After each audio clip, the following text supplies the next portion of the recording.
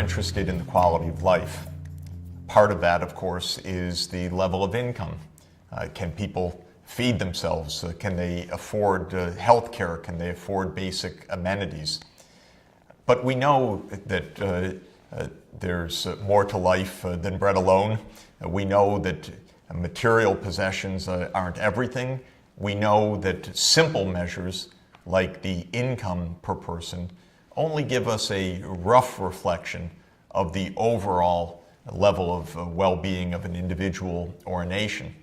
And since in sustainable development, what we're really interested in is not raising market income per se, we're really interested in raising human well-being. It's important for us to ask then, how can we measure well-being? I've used so far the shorthand of the gross domestic product per person because it's not a terrible indicator. It gives us some relevant information. It is not only related to income and not only related to the absence of poverty when that income per person is high enough, but it also is related to other things that we know we care about: education levels, health, and opportunities in life. But of course, we can do better than using one simple indicator of human well-being. And we know that whatever indicator we use, we can't just rely on averages. We have to look at the variation within a society or across societies, as well as the average numbers that we're using. So what are some of the options of measuring human well-being that go beyond the simple calculation of the gross domestic product per person? One important innovation championed by the United Nations Development Program during the last quarter century is the Human Development Index. It tries to give a more holistic account of human development, to take into account things which empower people, which help them meet their capacities. And it does that by looking at income per person as just one of the three basic dimensions of well-being, adding in indicators of educational attainment, whether it's literacy or enrollment rates, together with measures of health, typically looking at life expectancy at birth. And by taking a kind of weighted average, a part due to income, a part due to education, and a part due to health, the United Nations Development Program has created and now tracked for a quarter century an overall index of human development, or HDI, and we've learned a lot from that. If you look at the HDI, or the Human Development Index, you can see that it looks similar to the map of gross domestic product per person, but it's by no means the same. There are countries that are relatively low on income per capita and do quite well on the Human Development Index because they have good indications of life expectancy and educational attainment. There are, on the other hand, many countries that rank very high in income per capita, but do not have good outcomes when it comes to health and education. Let's take a look at some examples of countries that are rather rich in terms of their gross domestic product per capita, but rather poor on their human development indicators. Equatorial Guinea is such a case. Equatorial Guinea was a completely impoverished country in West Africa until a few years ago when it struck it rich with the oil and gas discoveries. That's potentially good if those oil and gas earnings are used wisely and invested in raising overall well-being. But there's a lag, and there's a question of the quality of governance to accomplish that. As it stands today, Equatorial Guinea ranks rather high on income per person. It's 32nd in the world in income per person, but it ranks 136th in the Human Development Index, meaning that its education and health outcomes are still pretty miserable. It has not yet turned its oil and gas earnings into real benefit broadly for the society. Another example is similar, Angola.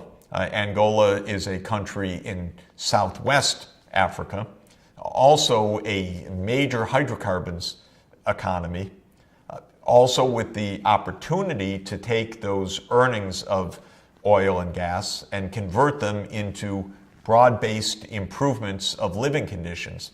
But there has been a serious gap and a lot of corruption along the way, so that Angola ranks in the middle of the pack, 88th in the gross domestic product per capita, but 148th in the Human Development Index. So you see that the Human Development Index adds a lot of useful information for us by giving us a broader based snapshot than taking the gross domestic product per person alone. If you flip it around and ask about countries that are ranking higher on their human development than on their income per capita, the reverse of the phenomenon that we just saw in Equatorial Guinea and Angola, you could look to a country like Sri Lanka, which traditionally, even though it's had a lot of violence and upheaval, has had relatively high social indicators of health and education, even at a relatively low level of domestic product per person. Another country quite developed at this point, a high level of gross domestic product per person, but even a higher human development outcome is South Korea. South Korea is an amazing country. It's had a huge success in economic growth, meaning that the GDP per person has soared over the last half century. It's become one of the richest countries in the world. But part of that has been an incredible focus on raising education standards and on the health of the population. So that as high as South Korea now ranks in the GDP per capita, roughly around 30th in the world, its ranking in human development is near the top of the world's charts, roughly around the 12th position in HDI. So this has been a quite useful expansion of our ability to assess and categorize countries, because just as the World Bank categorizes countries as high income, middle income, and low income, the United Nations has categorized countries as high human development, medium human development, and low levels of human development. But there's another absolutely fascinating way that we can attempt to assess well-being. And you think about it for a moment, you say, hey, why not? And that is ask people. Ask people about the quality of their lives. Are they satisfied with their lives? How would they rate their lives in terms of a ladder where the top rung of that ladder would be full satisfaction, the bottom rung of the ladder is feeling pretty glum, and asking people where they stand on that ladder of life, say between the lowest rung at 0 and the highest rung at 10.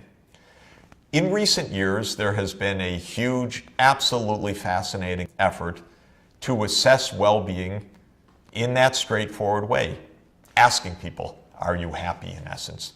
And it's important to note that psychologists and scholars of happiness have found two quite distinct dimensions of happiness and two quite different kinds of questions to elicit that. One is to ask emotionally, did you have a good day yesterday? Were you happy? Positive emotions.